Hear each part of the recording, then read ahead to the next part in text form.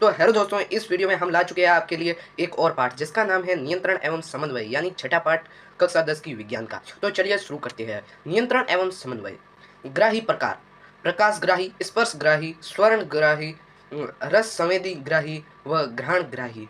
प्रकाश ग्राही यानी इसे आंख से लिया जाता है, जिसे देखना भी कहते हैं। स्पर्श ग्राही, यह त्वचा पर होती है। यह ताप ग्राही, गर्म व ठंडा स्पर्श से मालूम पड़ता है। श्रवण ग्राही, यह कान से होता है, यानी सुनना शरीर का संतुलन बनाना होता है। रस संवेदी ग्राही, जीभ रस संवेदी ग्राही स्वाद का पता लगाता है। घ्राण ग्राही, नाक से होता है, यानी गंध को सूंघ पाना। सबसे पहले तंत्रिका ऊतक। तंत्रिका तंत्र की संरचनात्मक व क्रियान्वयन व क्रियात्मक इकाई है। वह ऊतक जो तंत्रिका कोशिकाओं से मिलकर बना है, सूचनाओं का एक भाग से दूसरे भाग तक भेजने का कार्य करता है। कोशिका काय: न्यूरॉन में कोशिकाओं के भाग द्रुमिका। कोशिका कार्य कोशिका काय से निकलने वाली धागे जैसी संरचनाएं जो सूचनाएं प्राप्त करती है। कोशिका काय प्राप्त की गई सूचना विद्युत आवेग में रूप में मिलती है। तंत्रिकाक्ष, इसे एक्सॉन भी कहते हैं। यह सूचना के विद्युत आवेग को कोशिका काय से दूसरी न्यूरॉन की द्रुमिका तक पहुंचाता है, और यही प्रक्रिया बहुत बार दोहराई जाती है, यानी दोहराती है। तंत्रिकाओं द्वारा सूचनाओं का संचरण। सभी सूचनाएं जो हमारे मस्तिष्क तक पहुंचती है, ये सूचनाएं एक तंत्रिका कोशिका द्रुमिका कर्तिका द्वारा उपार्जित की जाती है और एक दूसरे रासायनिक क्रिया द्वारा विद्युत आवेग में पैदा हो जाती है। यह आवेग द्रुमिका से कोशिका काय तक जाता है, तब तंत्रिकांश में होता हुआ इसके सिरे तक पहुंच जाता है। एक्सॉन के अंत में विद्युत आवेग में परिवर्तन रासायनिक संकेत में किया जाता है, वह ताकि ये संचारित हो सके। ये रासायनिक संकेत रिक्त स्थान को सिनेमावार यानी स्थानांतरित होते हैं। सिनेप्स, यह तंत्रिका के अंतिम सिरे की अगली कोशिका द्रुमिका के मध्य का रिक्त स्थान है। यहाँ विद्युत आवेग में रासायनिक संवेग बदल जाता है, जिससे यह आगे संचरित हो जाती है। ऐच्छिक क्रियाएं, वे क्रियाएं जिन पर हमारा नियंत्रण होता है। उदाहरण के लिए बोलना, लिखना। नियंत्रण अग्र मस्तिष्क द्वारा होता है। अनैच्छिक क्रियाएं, वे क्रियाएं जिनको जो स्वतः ही होती है, पर हमारा नियंत्रण नहीं होता है, उस पर हमारा बिल्कुल भी नियंत्रण नहीं होता है। हृदय का धड़कना, भोजन का पचना। नियंत्रण मध्य मस्तिष्क में होता है। अनैच्छिक क्रिया का नियंत्रण मध्य मस्तिष्क व पश्च मस्तिष्क यानी मेडुला में होता है। प्रतिवर्ती क्रिया, किसी उद्दीपन के प्रति मस्तिष्क का हस्तक्षेप के बिना अचानक अनुक्रिया प्रतिवर्ती क्रिया कहलाती है। प्रतिवर्ती क्रियाओं का नियंत्रण, सभी प्रतिवर्ती क्रियाएं मेरुरज्जु द्वारा नियंत्रित होती है। ये क्रियाएं स्वतः होने वाली क्रियाएं हैं जो जीव उनकी इच्छा के बिना होती है। उदाहरण के लिए भूख लगने पर मुंह में पानी आना, गर्म वस्तु को छूने से जलने पर तुरंत हाथ हटाना। उद्दीपन ग्राही अंग त्वचा होती है। अनुक्रिया कार्य अंग पेशी होती है। संवेदी कोशिकाएं मेरुरज्जु प्रेरक कोशिकाएं। प्रतिवर्ती चाप, अगम संकेतों व निर्गम संकेत क्रियाओं के लिए संवेदी तंत्रिका कोशिका से प्रेरित तंत्रिका कोशिका मेरुरज्जु के साथ मिलकर एक पथ का निर्माण करती है, जिसे प्रतिवर्ती चाप कहा जाता है। मानव मस्तिष्क तंत्रिका कोशिकाओं से बना तंत्रिका तंत्र का बहुत बड़ा भाग है। मेरुरज्जु के साथ मिलकर केंद्रीय तंत्रिका तंत्र का निर्माण करता है। मस्तिष्क के 3 प्रकार होते हैं: अग्र मस्तिष्क, पश्च मस्तिष्क व मध्य मस्तिष्क। अग्र मस्तिष्क यह ऐच्छिक मस्तिष्क है। इसके भी 2 प्रकार होते हैं। प्रमस्तिष्क डायनिसिस के भी 2 प्रकार है, जिसका नाम है थेलिनम व हाइपोथेलिनम। मध्य मस्तिष्क यह अनैच्छिक मस्तिष्क होता है। पश्च मस्तिष्क यह भी अनैच्छिक मस्तिष्क होता है। इसके भी 2 प्रकार होते हैं: अनुमस्तिष्क व पंस व मेड्यूला। इसके 3 प्रकार होते हैं। कार्य, सभी भाग सूचना प्राप्त करना व उस पर कार्य करना होता है। पेशियों तक संदेश भेजना, सोचने व इस पर आधारित क्रिया करने के लिए अनुमति देना। वह सभी प्रतिवर्ती क्रियाएं मेरुरज्जु द्वारा नियंत्रित होती है। ऐच्छिक व अनैच्छिक क्रिया मस्तिष्क द्वारा होती है। मस्तिष्क की सुरक्षा, मस्तिष्क आवरण 3 पतली झिल्लियों से बना होता है। इसे आंतरिक आघात से सुरक्षा प्रदान करती है। इसमें अंदर एक तरल पदार्थ भरा होता है। यह मस्तिष्क को मेरुरज्जु तक फैला रखता है। मस्तिष्क के भाग व उनके कार्य।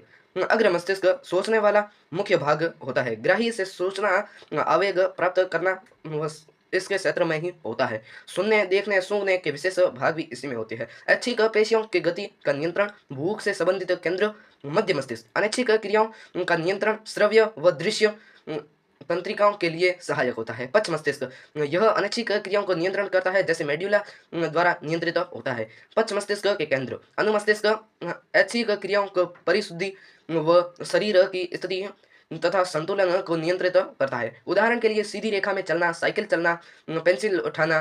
पॉन्स मस्तिष्क, यह श्वसन क्रिया में नियमन व नियंत्रण का भागीदार होता है। मेड्यूला, यह अनैच्छिक क्रियाएं जैसे रक्तदाब, लार आना व वमन का नियंत्रण होता है। पादप समन्वय, पादपों में नियंत्रण का समन्वय का कार्य पादप हार्मोन्स करते हैं। विविध पादप हार्मोन वृद्धि, विकास व पर्यावरण के प्रति अनुक्रिया का समन्वय की सहायता से करते हैं। पादप के दो गतियां दर्शाते हैं। वृद्धि से मुक्त, ये गतियां वृद्धि पर निर्भर नहीं करती है। छुई मुई का पौधा स्पर्श करने से सिकुड़ जाता है, यह भी इसी का अंग होता है। वृद्धि पर आश्रित, पौधे का कायिक भाग गतियों को दर्शाती है। उदाहरण के लिए पौधे का प्रकाश की ओर गति, जड़ों की जाल की ओर गति।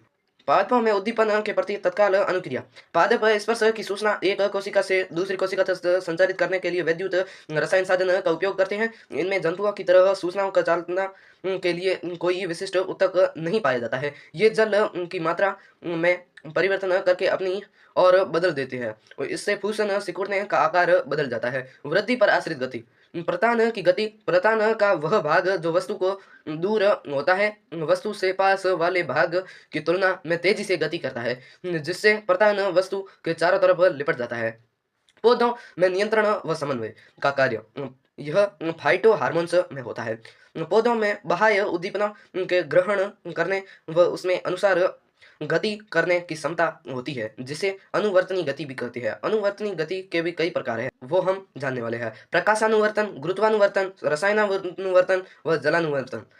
प्रकाशानुवर्तन, प्रकाश की दिशा में पौधे को प्ररोह तंत्र को तेजी से तने के शीर्ष भाग में स्पष्ट दिखती है। प्ररोह तंत्र का प्रकाश की गति धनात्मक अनुवर्तन होते हैं। गुरुत्वानुवर्तन, ऐसी वृद्धि जो गुरुत्वाकर्षण बल को उद्दीपन प्रभावित करती है। तनों में ऋण गुरुत्वानुवर्तन के कारण वह ऊपर की ओर व जड़ों को धनानुवर्तन के कारण वे नीचे की ओर गति करते हैं। रसायनानुवर्तन, रसायनानुवर्तन, रसायन उद्दीपनों के द्वारा, उदाहरण के लिए पराग नलिका व बीजांड की ओर वृद्धि।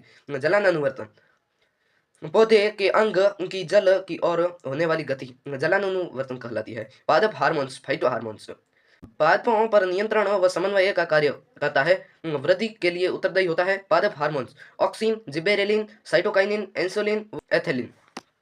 ऑक्सिन फलों में वृद्धि में सहायक होता है और कोशिकाओं को लंबाई में वृद्धि करता है। जिबेरेलिन तने में वृद्धि का सहायक होता है। साइटोकाइनिन कोशिका विभाजन से प्रेरित होता है, फलों व बीजों को अधिक सांद्रता लेता है। एब्सिसिक एसिड वृद्धि को नियंत्रित करता है। जल का ह्रास नियंत्रित होता है। पत्तियों का मुरझाना प्रोटीन संश्लेषण का प्रोत्साहित करता है। एथिलीन कृत्रिम रूप से फलों को पकाने व मादा पुष्पों की संख्या बढ़ाता है। जंतु हार्मोन्स, अंतःस्रावी ग्रंथियां, नलिका विहीन ग्रंथियों में अंतःस्रावी ग्रंथियां कहते हैं। पीनियल ग्रंथि, यह पिट्यूटरी ग्रंथि व थायराइड ग्रंथि, एड्रिनल ग्रंथि, यह सब जंतु में ग्रंथियां होती है व हार्मोन भी होते हैं। बहिस्रावी ग्रंथियां, जिनका स्राव नलिकाओं द्वारा होता है। यकृत अग्नाशय, हार्मोन हार्मोन थायरोक्सिन ग्रंथि, हार्मोन ग्रंथि स्थान कार्य। थायरोक्सिन थायराइड ग्रंथि में होती है, गर्दन में होती है। कार्बोहाइड्रेट व वसा का उपाचयन करती है। वृद्धि हार्मोन पीयूष ग्रंथि में होता है, मस्तिष्क में होता है, वृद्धि व विकास का कार्य होता है। एड्रीनलिन अधिवर्ग में होता है, वृक्क के ऊपर होता है। वह बीपी, हृदय को धड़कन का आपातकाल का नियंत्रण करता है। इंसुलिन अग्नाशय में होता है, उदर के नीचे रहता है। वह रक्त में शर्करा की मात्रा का नियंत्रण होता है। लिंग हार्मोन टेस्टोस्टेरोन वसण में होता है, पेट के निचला भाग में होता है, यौनारंभ से संबंधित परिवर्तन करता है। एक्ट्रोजन अंडाशय में होता है, पेट का निचला हिस्सा में होता है। मादा लैंगिक अंग का विकास व मासिक चक्र का नियमन करता है। मोचक हार्मोन्स, यह पिट्यूटरी ग्रंथि से हार्मोन का स्राव प्रेरित करता है। आयोडीन की आवश्यकता, थायरोक्सिन के संश्लेषण के लिए आयोडीन अनिवार्य होता है। आयोडीन की कमी से गर्दन फूल जाती है, जिसे गायटर, घेंगा या गलगंट रोग भी कहा जाता है अपनी भाषा में। तो इसी के साथ हम हमारे इस पाठ का भी करते हैं अंत। मिलते हैं हम अगले वीडियो में, तब तक के लिए धन्यवाद।